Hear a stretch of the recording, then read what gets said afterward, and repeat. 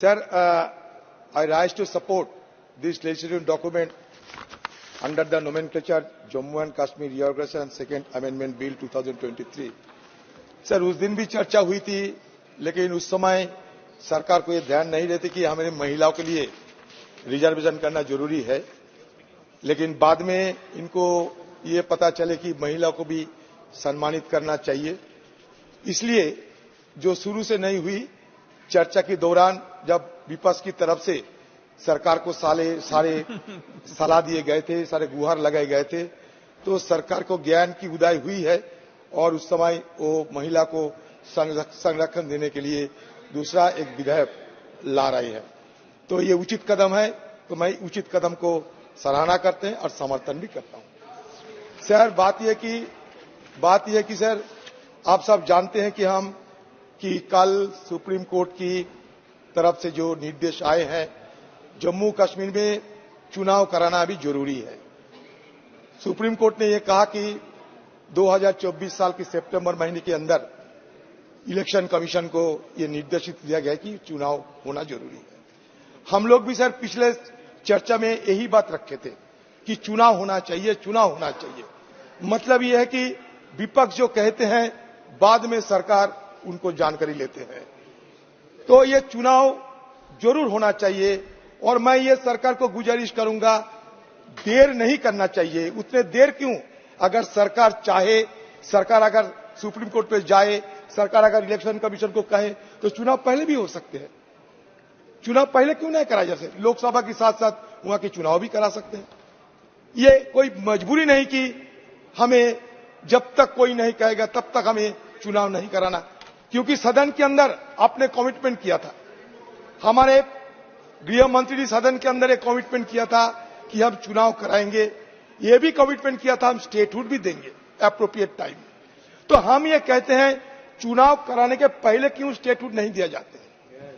अब स्टेटहुड दे दिया करो, उसके बाद चुनाव कराओ। तब तो जम्मू कश्मीर के लोगों को ये लगेगी कि भाई हमारे बात थोड़ा बहुत सुना जाता है। सुप्रीम कोर्ट आज तो आप लोगों को निर्देश दे दिए हैं, तो आप घोषित कर दीजिए जी सदन के अंदर कि हम उतने देर नहीं बल्कि उसके पहले हम चुनाव कराएंगे। ट्रूथ एंड रिकॉन्सिलिएशन कमेटी के बारे में सुप्रीम कोर्ट ने जिक्र किए हैं, इसके बारे में भी आपको कुछ कहना चाहिए, क्योंकि सारे मुद्दा एक साथ जुड़े हुए हैं। अमित शाह जी, ये बात तो सही है कि जम्मू कश्मीर में हम जो भी कहे, जितने भी हम बड़ी बड़ी बात करते रहे, सब कुछ साधारण नहीं है।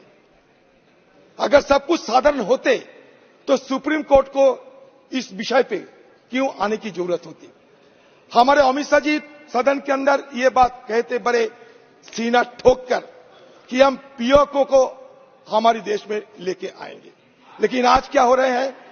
आज पीओके की सीना चीरकर, सुन लीजिए अमित शाह जी, पीओके की सीना चीरकर चाइना पाकिस्तान इकोनॉमिक कॉरिडोर बन रहे हैं।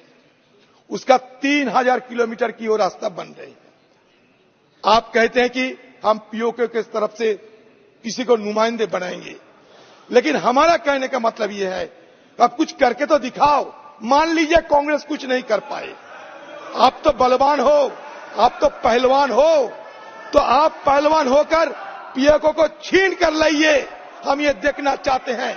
सदन के अंदर आपने बड़ी बड़ी बात कहते कि हम सियाचिन को हासिल करके रखेंगे, हम लद्दाख को हासिल करके रखेंगे। सियाचिन हमारे साथ है, लद्दाख को हम हासिल करके रखेंगे।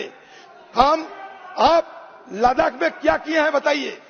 अक्साई चीन को शामिल करेंगे, क्योंकि अक्साई चीन पीओके के अंदर है, अक्साई चीन कश्मीर के अंदर है, पीओके कश्मीर की हिस्सा है। आपने कहा था, तो अगर आपने कहा था तो अक्साई चीन आप कब लाओगे? पीओके आप कब लाओगे? तो इसलिए पलवानी छोड़ के जो काम होना चाहिए, महिला जुबान पे पलवानी, मैं जुबान पे पलवानी की बात करते हैं, ऐसा नहीं किसी को अपमान करने का कोई इरादा नहीं। मैं जुबान पे पलवानी की बात करते हैं। बड़ी बड़ी बात तो कहते हैं। उस पे भी जो पीओके है उस पे भी महिला आरक्षण रखा है, चिंता मत करो। हाँ सर, बात तो यह कि पीओके तो हमारे हाथ में नहीं है, तो अमित शाह जी कहे कि कब पीओके हमारे हाथ में आएंगे? बलवान पुरुष है, इसलिए पूछ रहा हूं। ये दोनों सुबह सुबह शाम हाँ करके दिखाइए, चुनाव होने की पहले करके दिखाइए। मोदी जी और अमित शाह जी को मैं चुनौती दे रहे हैं, पीओके को हासिल करके रखिए, क्योंकि हमारे इस सदन में 1993 में ऑल पार्टी रेजोल्यूशन हुई थी कि पीओके हमारी हाथ में लगना चाहिए।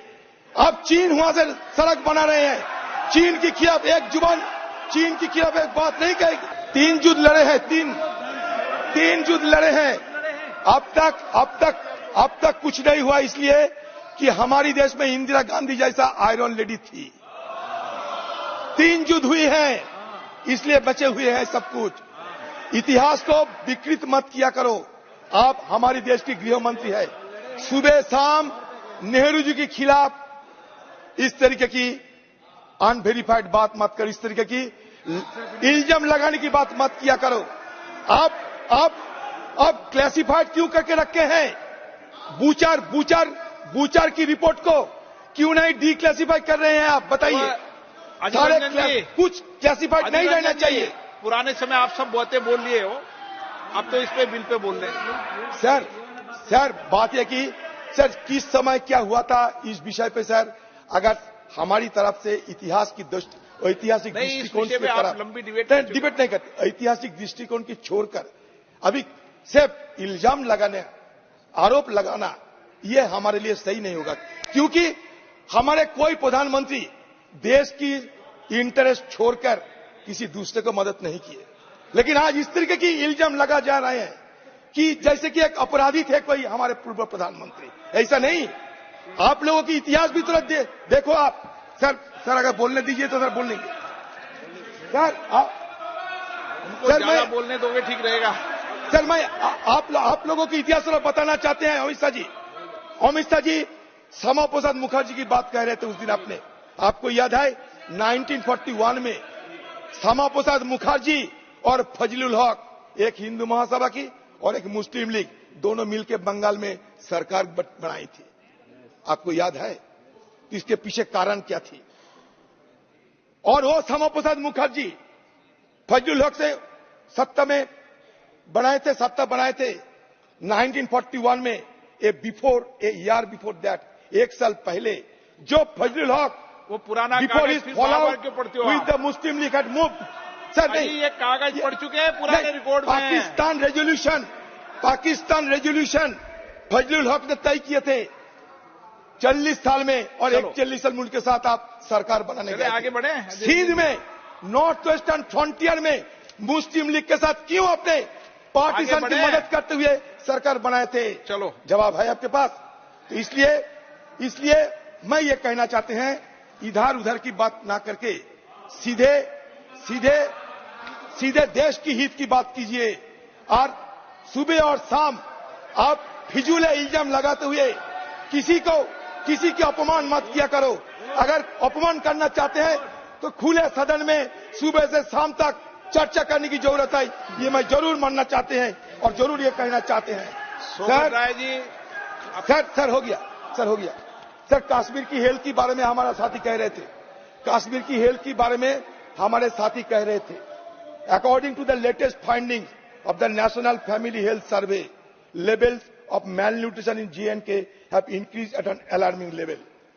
In 2019-21, 19% of children were wasted as compared to 12% in 2015-16, and 2019-21, 9.7% children severely wasted as compared to 5.6% in 2015-16. मतलब हर साल बच्चों की हालत बुरा होते जा रहे हैं। Prevalence of anaemia in children between 6 to 59 months of age increased from 53.8% in 2015-16 to 72.7% in 2019-20. Prevalence of anaemia, sir anaemia की बात करते हैं। Prevalence of anaemia in women between 15 to 49 years of age increased from 48.9% in 2015-16 to 65.9% in 2019-20. According to report of 2021 by Niti Aayog, J&K only has 17 beds in a district hospital per lakh population, far below the national average of 24 beds per lakh population. J&K has the second lowest ratio of staff nurses in population to Indian public health standard norms set under the National Health Mission. Sir ये महिला के बारे में कहते थे, इसलिए मैं कह रहा हूं। इस तरह की सर बहुत सारे मुद्दे हैं, आज मैं नहीं जाना चाहते, लेकिन जरूर ये बिल को स्वागत करते हैं और जल्द से जल्द जम्मू कश्मीर में चुनाव करके आप दिखाइए, पूर्ण राज्य की दर्जा दीजिए। पहले पूर्ण राज्य की दर्जा दिया करो, उसके बाद चुनाव करो, जो हारे जो जीते इसमें हमें कोई लेना देना नहीं है, ये करके दिखा।